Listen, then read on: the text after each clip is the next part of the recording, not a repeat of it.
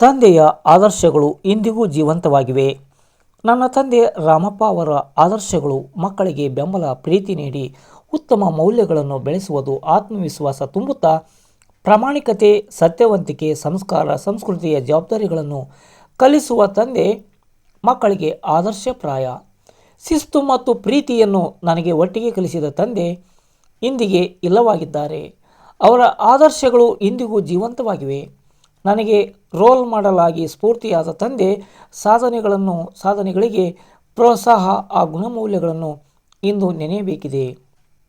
ಪ್ರತಿಯೊಬ್ಬರನ್ನು ಗೌರವಿಸಬೇಕು, ಪ್ರೀತಿ, ಸ್ನೇಹ, ಮಮತೆಯಿಂದ ಸೌಜನ್ಯದ ಪ್ರತೀಕವಾಗಬೇಕು ಎಂದರು. ಅಕ್ಷರಾಭ್ಯಾಸ ಕಲಿಸಿದ ತಂದೆ ಸನ್ಮಾರ್ಗದತ್ತ ನನ್ನನ್ನು ನಡೆಸಿದನು. ನನಗೆ ಆದರ್ಶ ಹಾಗೂ ಪವಿತ್ರವಾಗಿದ್ದಾರೆ. ಮಕ್ಕಳ ಅಭಿವೃದ್ಧಿಗಾಗಿ ತಂದೆಯ ಕರ್ತವ್ಯಗಳು. ಮಕ್ಕಳ ಗುರಿ ಸಾಧಿಸಲು ಅವರು ಕೈಗೊಂಡ ಕ್ರಮಗಳನ್ನು ಪುನಃ ಸ್ಮರಿಸಬೇಕಿದೆ. ತಂದೆಯ ತ್ಯಾಗ ಗುಣಗಳಿಗೆ ಋಣ ತೀರಿಸಲಾಗದು. ಉತ್ತಮ ಭವಿಷ್ಯದ ಹರಿಕಾರ. ತಂದೆ ಎಂದರೆ ದೈವ ಸ್ವರೂಪ. ಮಕ್ಕಳ ಏಳಿಗೆಗಾಗಿ ಹಗಲಿರುಳು ದುಡಿದು ಮಕ್ಕಳ ಭವಿಷ್ಯತ್ತಿಗೆ ಮುನ್ನುಡಿ ಬರೆದು ಬದುಕು ರೂಪಿಸಿಕೊಟ್ಟ ತಂದೆ ರಾಮಪ್ಪ ಜುಲೈ 1, 1948ರಲ್ಲಿ ಜನಿಸಿ ಜುಲೈ 20, 2024ರಲ್ಲಿ ಇಹಲೋಕ ತ್ಯಜಿಸಿದರು. ತಂದೆಯ ಆದರ್ಶಗಳು ಇನ್ನೂ ಜೀವಂತವಾಗಿವೆ. ಇನ್ನೊಬ್ಬರದ್ದು ಕೆಮ್ಮು ದಮ್ಮು ಉಗುಸ ಇಲ್ಲ, ಏನಿಲ್ಲ. ಇದೆ ದಿನ ಬೇಕಾದ್ರೆ ರೊಕ್ಕ ಖರ್ಚು ಮಾಡಾಗ ಇಡ್ಲಿ ತರ್ಸ್ಕೊಡ್ತೀನಿ, ಎರಡೆರಡೇ ಇಡ್ಲಿತೀನಿ, ಜಾಸ್ತಿ ನೀರು ಕೊಟ್ಲ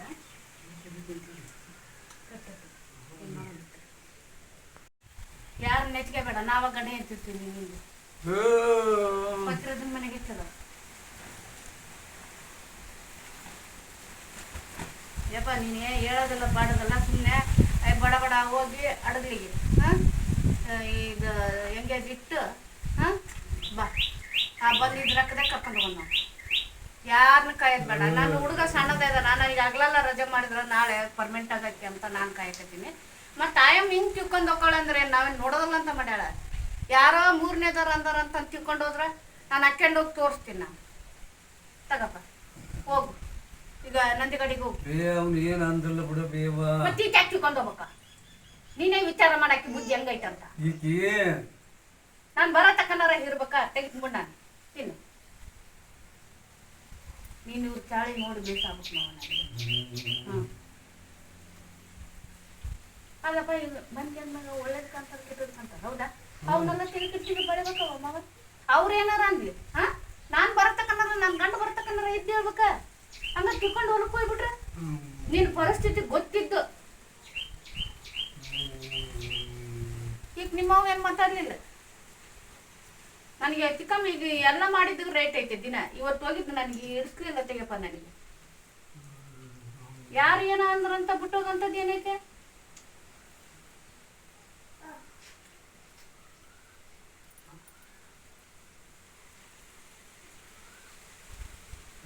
ಎಷ್ಟದ ಪತ್ತಿರೋದಂತ? 30.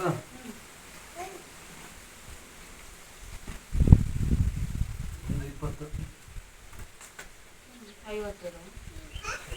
1,000 ಕಡಿಮೆ. ಈ ತನ್ನ ಕುಟ್ಟಿಗೆ ಎಷ್ಟದ?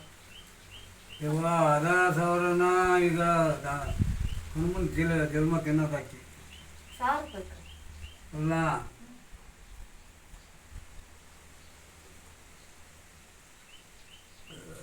ನಮ್ಮ ಅಪ್ಪನ ರೊಕ್ಕರಲ್ಲ, ಏನಲ್ಲ.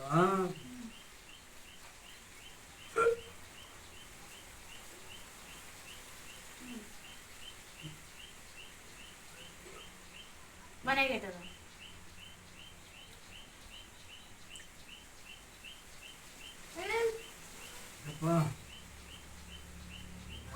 ಯಾರು ನೋಡ್ಯಾರ ನಿನ್ನ ಅಂದಾಜು?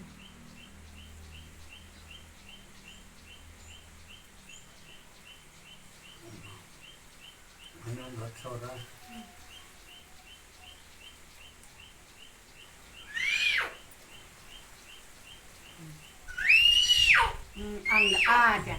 ಹಂಗ ಮಾಡಿದ್ರೆ ಅರ್ಥಕತ್ತೀವಿ ನಾವು. ನಿನ್ನ ಬೈಬೇಕಂತ ಬಯಕತ್ತೀರಿ ಮಾವ. ಆಟ ಇಟ್ಟು ತಿಂತಾನಲ್ಲ ನಮ್ಮ ಮಾವ ಅಂತ ಅಷ್ಟೇ. ನಿನ್ನ ಪರಿಸ್ಥಿತಿ ನೋಡಿ ನಾವು ಯಾಕೆ ಬೈಯಬೇಕು? ಹಂಗೆ ಸ್ವಲ್ಪ ಮೈ ಒಳಚಾಡಿದ್ರೆ ನರ ಲೂಸ್ ಹಾಕವ. ಕೇಳಲ್ಲ ಆಗಲ್ಲ ತಿಪ್ಪಿಸ್ಕೊಂಡ ನೀನು. ಯಾರು ಕೊಟ್ಟಿದ್ದೆ?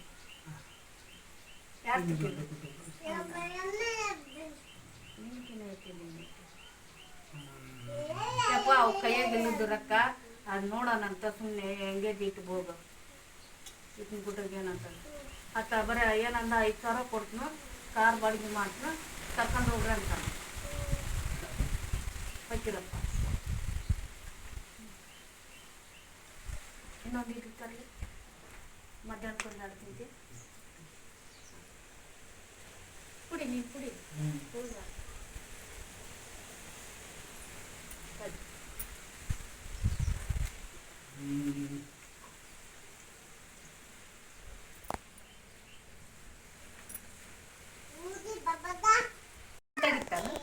ಇಲ್ಲ ಯವ್ವ ತಿಳ್ಕೊಂಡ್ ರೊಕ್ಕ ಅನ್ನೋ ಕುಂತಾಗತ್ತ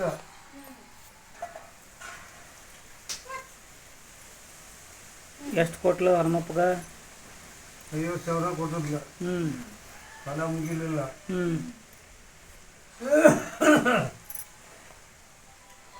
20,000 ರೂಪಾಯಿ ಕೊಟ್ಟು 20,000 ರೂಪಾಯಿ ಕೊಟ್ಟು ಅಂದ್ರೆ 30,000 ರೂಪಾಯಿ ಉಳ್ಕೊಂಡೈತಂತಲ್ಲಿ ಹ್ಞೂ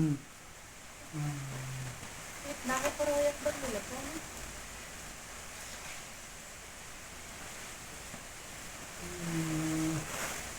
ಬೇಕು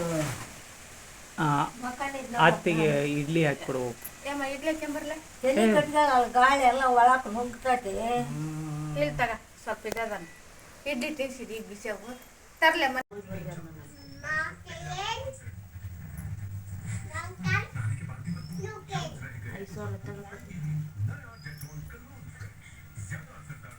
ಹೆಚ್ಚು ಕಮ್ಮಿ ಇರ್ಬೇಕು ಅಲ್ಲಿ ನೋಡಿ ಬಿಟ್ಟಿದಾಗ ಬಳಸಿದ್ರ ಅದು ತೆಗಿರೋದು ಅಷ್ಟು ಬಿಟ್ಟರೆ ಇನ್ನೆಷ್ಟಿದೆ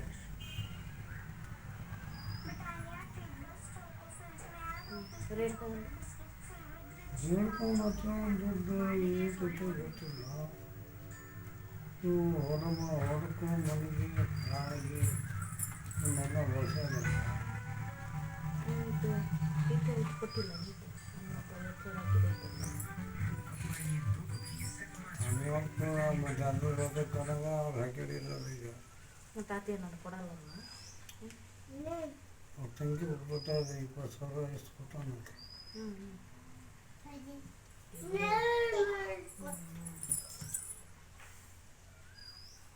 ಕೊಡ್ತಂತ ಪತ್ಕೊಂಡ್ಲ ನೀನು ನೋಡಿ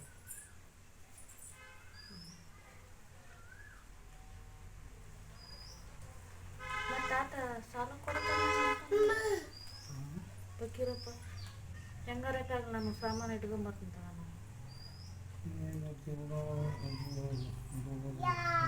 ಮತ್ತು ದುಬಾರಿ ಇದ್ದಾಗ ತಗೊಂಡಿದ್ದಪ್ಪ ಮತ್ತೇನು ಮಾಡೋದು ನಿನ್ನ ಕಿಂದ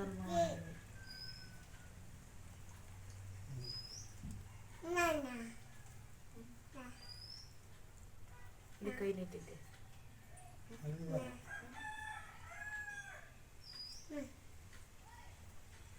ಆತ ಫೋನ್ ಹಚ್ಚಿ ಕೊಟ್ರೆ ಹೇಳ್ತೀಯ ಮಾತಾಡ್ತೀಯ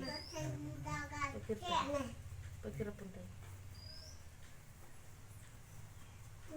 ಸುಮ್ಮನೆ ಹೋಗ್ಬಿಡೋಣ ಆಗ್ತದೆ ಅವ್ರು ಗುಲ್ಕಾಸ್ ಹಾಕಿರ್ತದೆ ರೆಡಿ ಮಾಡ್ತಾರೆ ನೀನು ಇಲ್ಲಿ ಊಟ ಟೈಮ್ ಸರಿ ನೀನು ಮತ್ತೆ ಟೆಕ್ಕ ಮಕ್ಕಳಕ್ಕೆ ಬಿಡೋದಲ್ಲ ಅವ್ರು ಬಂದು ಮುಲಾಜಿನಂಗೆ ಎಷ್ಟು ಇದ್ದಾರೆ ಡಾಕ್ಟ್ರಾಗಿ ನೀನು ಒಟ್ಟು ನಮಗೇನಪ್ಪ ಬೇಸಾಗೋದು ಬೇಕು ನಮಗೆ ನೋಡಿದ್ಯಾ ನಮ್ಮನೆ ತಣ್ಣಗೈತೆ ಕೈ ನೋಡಿ ಯಾವ ನೋಡಿ ಕೆಂಡಾದ